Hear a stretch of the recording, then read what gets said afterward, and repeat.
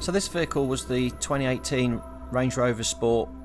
This is the key fob here, and what we're going to do is change the battery. I'll just show you quickly how to do the emergency start procedure. So you pop the little cap off the driver's door there, insert the key, turn it to open the door. The alarm will sound, but if you get the key fob and just put it to the side of the steering column on the 3 lines, you can press the button and start the car.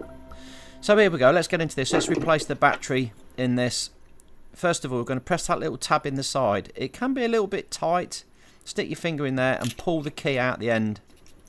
There you go, look. Now and then we can separate this by just giving that a little tweak in the top, and then the back will come off of it. It can be a bit tight again. You might need a little screwdriver. You can do it with the, screwdriver's best. Just stick it down the side there.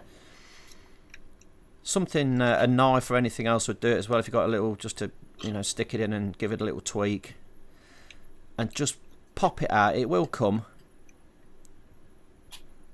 Just be careful not to damage the chrome trim there, but it does come away nicely, look. And inside there you can see now the battery, which will slide upwards. If you can't do it with your fingers, again, just stick a little screwdriver in there, just pop it up.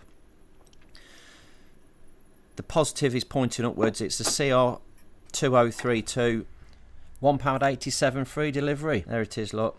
That's on Amazon. If you want to grab hold of one of those, the link's in the description below. They're dead cheap, really cheap. Slide the new battery in, pop the cover back on again. Just making sure that's all in nice and neatly and everything's in place.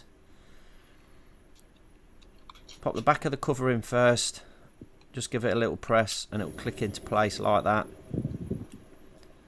Then we can slide the key back down into it and clip it back in. I hope that's been of use and helped you out. You managed to change the battery. Drop me some comments, a little thumbs up, like and subscribe, and yeah, thanks for watching.